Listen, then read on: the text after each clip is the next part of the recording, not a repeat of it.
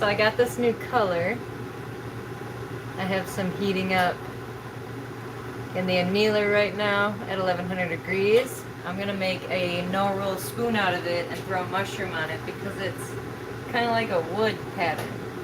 I figured a mushy on it would be pretty cool.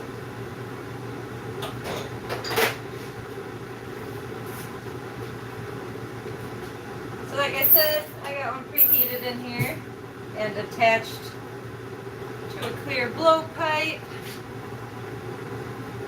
Gonna make it into a no-roll spoon, and that is basically my worm shape, but it lays sideways, so when you set it down, there's no chance of it rolling over.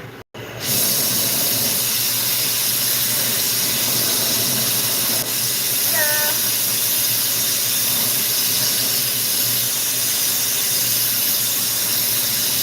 So first things first, I'll attach a handle.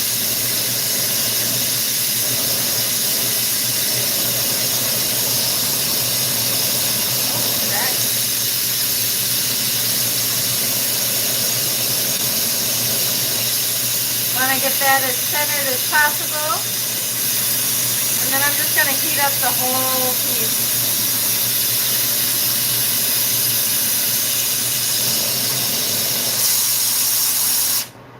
Alright, now I got another handle on there. I'm going to taper this end down into a mouthpiece.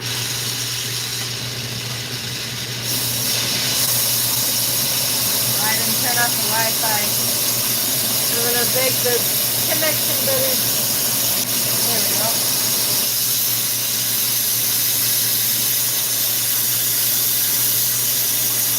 So I'm just going to focus on that one end till it gets really hot, and then I'm going to pull it out a little bit into a mouthpiece.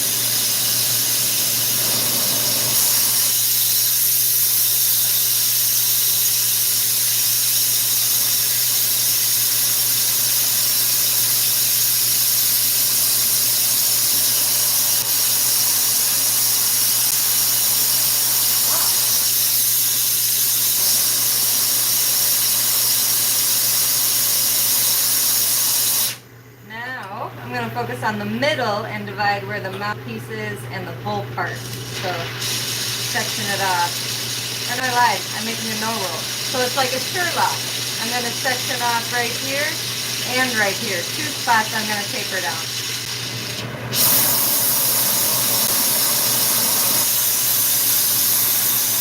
Forgot what I was making for a second. Shocker.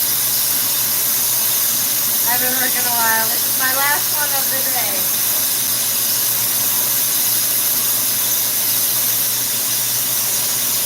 I'm going to twist the color a little bit as it's shrinking down in size.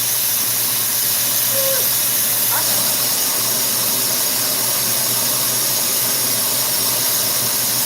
So same thing on the other end.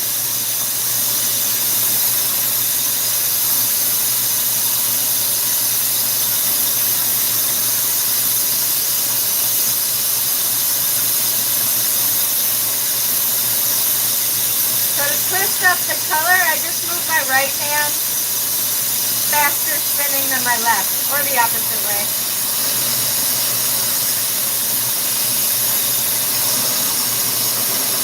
And I can angle the glass depending where I want the glass to flow. Here's what I got so far.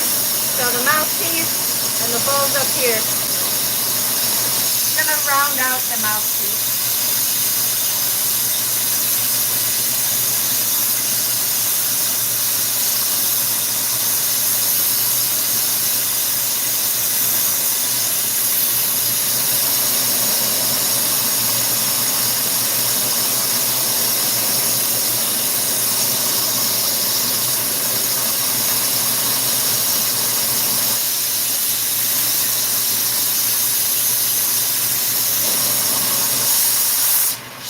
Everything is sectioned off. I got a round mouthpiece.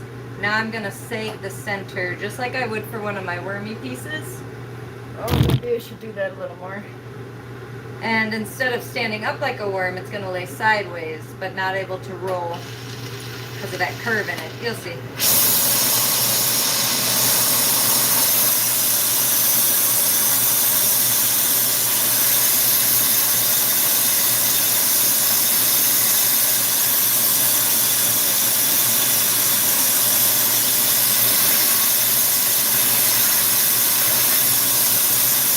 right after I shake it, I want to give it a little puff.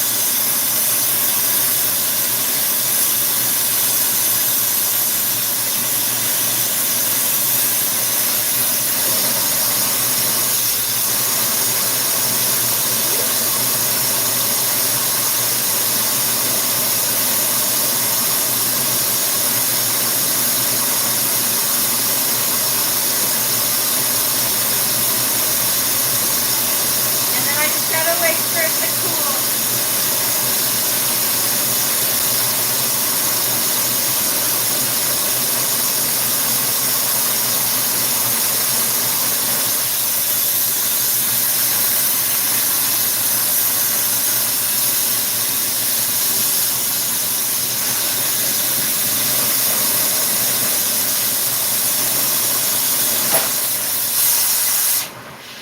So now I gotta gather up this long piece at the end into a round bowl. Here's what I got going so far.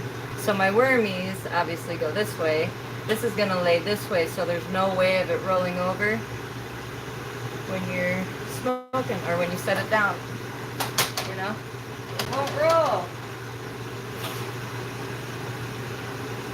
Alright, round that bowl part out. Oh, I burnt my finger earlier today. I haven't done that in a while. I connected 2 of these clear rods and then fucking used it right away. I don't know if you can see it, but ow. It's not that big of a deal, but it's annoying when you're close to the flame.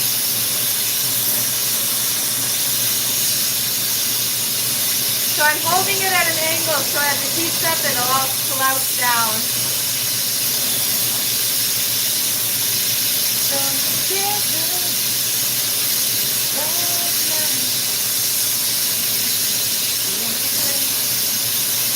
And then I'll give it a nice puff and hopefully we'll have a round bowl.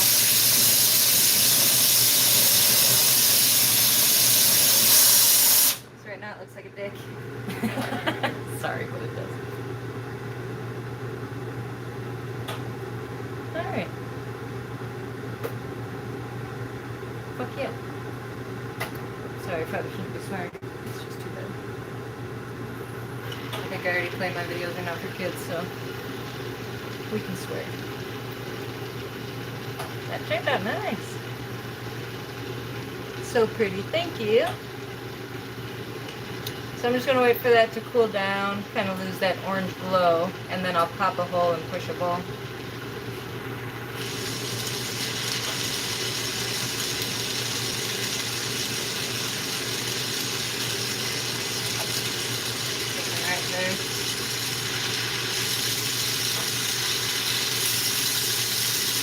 I'm going to focus where I want the bowl hole to be. Give it a little pep. Made like a little mountain. Now I'm going to pop the hole. And then I'm just going to circle around that with the sharp flame. And then use a graphite bowl push. I'll show you that in a second.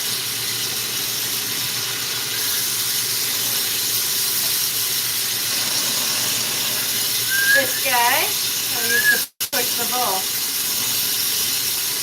And right before I push it, I'm going to give it a puff.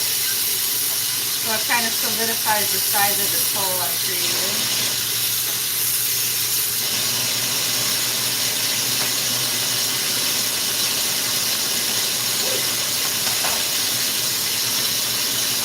That's good. I'm just going to get all the lines out that I created from using a cold. This is really cold compared to the glass, so it creates little ripples and lines. And the flame glass goes right out.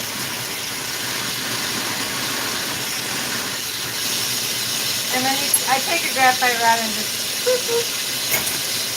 Usually the next step would be flattening the bottom, but on these no rolls, I do not need to flatten the bottom because they don't roll.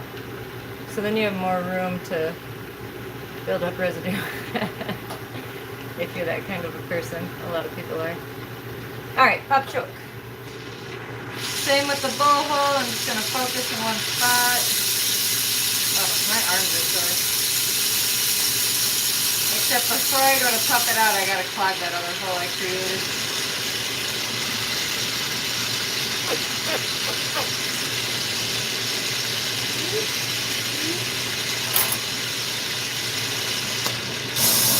And then I'll pop it out in the flame.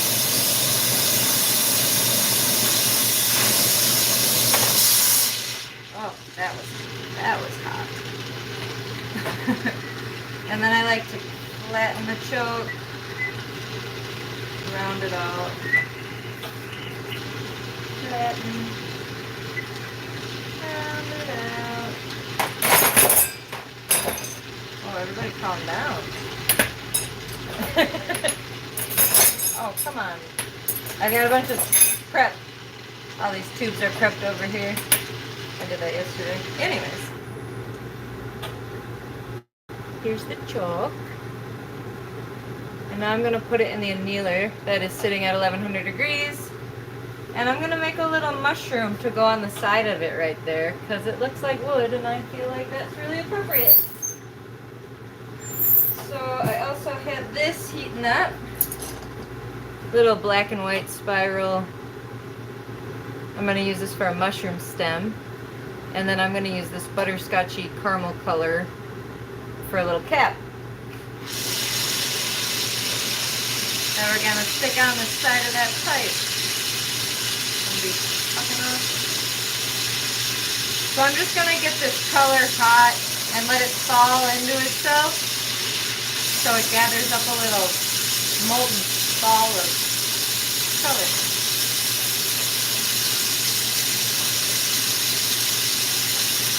And at the same time, I put this over the top so it doesn't get too cold while I'm not using it. I guess I didn't have to pull it out of the annealer yet, but I did.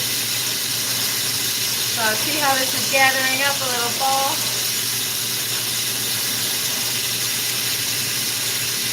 Once it's big enough, I'm going to flatten the bottom for where it's going to attach to the stem. Wait for it to cool just a little bit. I don't want the whole thing to shift when I flatten the bottom.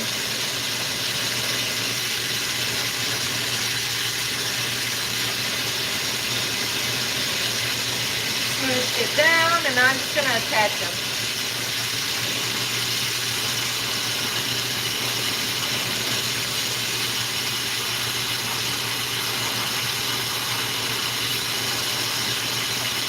And now that they're attached, I'm going to cut off the rest of this color rod and leave just what I want on the cap.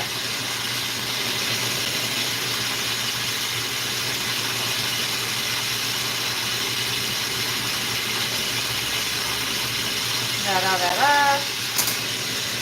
And now I have to heat this up and round it out.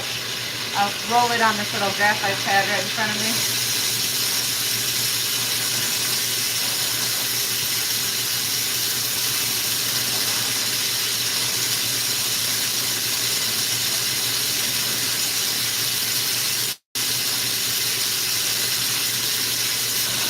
Got it really hot, give it a roll, and we have almost our finished mushy. And I'm going to attach a little rod to the side of the cap so we can stick it on the pipe. There's no we, it's just me. So I got like a little tapered down part on my clear rod. Attach it lightly to this. I'm going to cut the bottom off and shape that up before I put it on the pipe.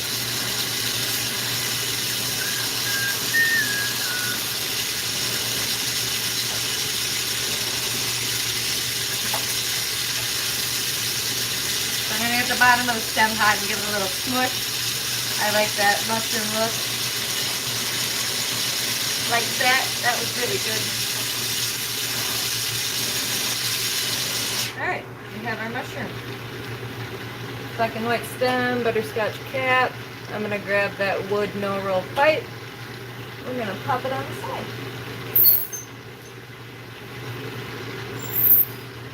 So I'm just wiping off any kiln dust onto that Kevlar glove. And I'm gonna put this right there. Right now. So I want to get both hot enough where they're gonna like fuse together, but not so hot where I'm gonna make everything mush and misshape. There's a fine balance, that's for sure.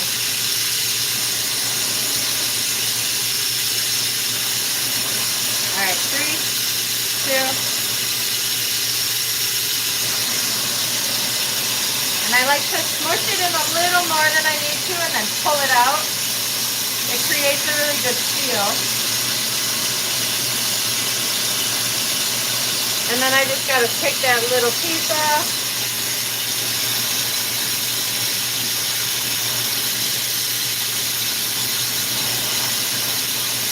And then make sure it's smooth, I'll melt that in. And then I'll go around all the edges. They look really nice though, actually, on this one. To make sure everything's connected enough. I got a good stick on that, so I don't have to do too much. And I also don't want the mushroom to warp at this point either, so I need to be careful. And yes, I should invest in a little hand torch. I realize that. It would come in handy a lot.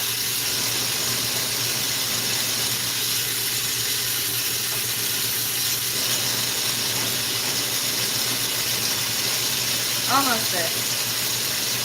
I want it to cool down a little bit and shoot for one little spot that I don't like. So here's what we got so far.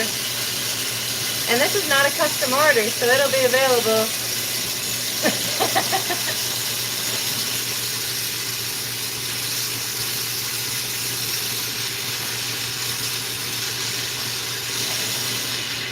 I'll make sure I post the link to my website where it's for sale when it's ready to be sold. Whew, I think that's all she wrote for today's video. That was really Minnesotan. Some things it comes out of me. So like I said in the very beginning, this is a new color. Not new for other people, but I've just never purchased it. It's from Colorado Color Company. It reminds me of wood, so I wanted to put a mushroom on it. And I want to show you how this is a no-roll before I pop it in the kiln. So when you set it down, it's not going to roll either way because of that curve in it. So I'm going to pop it in the annealer.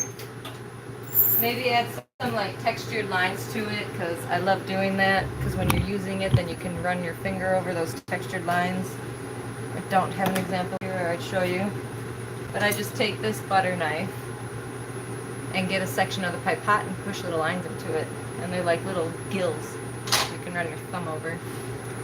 Amazing. Thank you, thank you. So yeah, I'll post the link to my website to purchase that when it is ready for sale. And I appreciate all the love and support. I will be back soon. Have a great day.